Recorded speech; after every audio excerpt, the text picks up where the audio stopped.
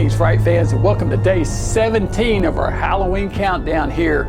We're counting down the films of the Shock package of Universal films from 1957. Yesterday we looked at The Raven, a really good Karloff Lugosi team up. One of their best, it's my favorite, and it's a really good one. Edgar Allan Poe influenced. All right, let me shake these up a little bit. They're a little clumped up on the bottom.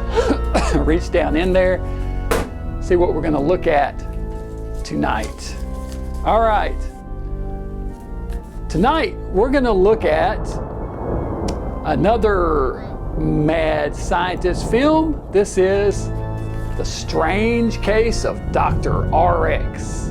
A reluctant private detective named Jerry Church, played by Patrick Knowles, is convinced to take one last case, tracking down a masked serial killer named Dr. RX, who targets criminals acquitted of murder, leaving his calling card on each corpse. He has killed 5 victims to date. Church reunites with his old girlfriend, mystery writer Kit Logan, played by Anne Gwynn, and the two work with the police to crack the case. They chase several leads and suspicious characters abound, such as the odd Dr. Fish, played by Lionel Atwill, who always seems to pop up at inopportune times. Church ends up kidnapped by Dr. RX, who plans to transplant his brain into a gorilla. The Strange Case of Dr. RX was made in 1942 and directed by William Nye, who made Black Dragons with Bela Lugosi this same year. The cast is great in this one. Patrick Knowles, Lionel Atwill, Anne Gwynn, Samuel Hines, and Shemp Howard and Manton Moreland.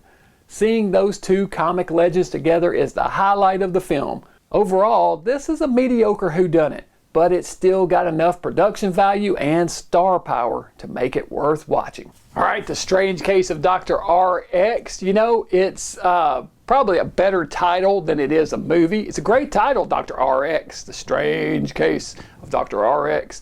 Yeah, I mean, that would catch your attention for sure. Serial killer who's killing convicted or criminals who are acquitted. That's a pretty good setup, but the delivery is just okay. It's not a bad film at all. I'm going to give it 3 skulls. Certainly not a great Universal monster movie like the kids would have been wanting to watch on this series, but it is it's okay. It's all right. It's worth watching. Have you guys seen The Strange Case of Dr. RX? Let me know if you have down in the comments and what you thought about it. It's all right. I like it. So I didn't hate it. That's a professional review there. I didn't hate it. No, it's better than that. It's pretty good. It's got that, like I said in the review, that Universal production value, music, and stars going for it. So, I mean, Lionel Atwill pops up in it again. So, can't go wrong there. All right, so that's it for tonight. Strange Case of Dr. RX. Be sure and join me back here tomorrow night for your prescription for horror, speaking of RX.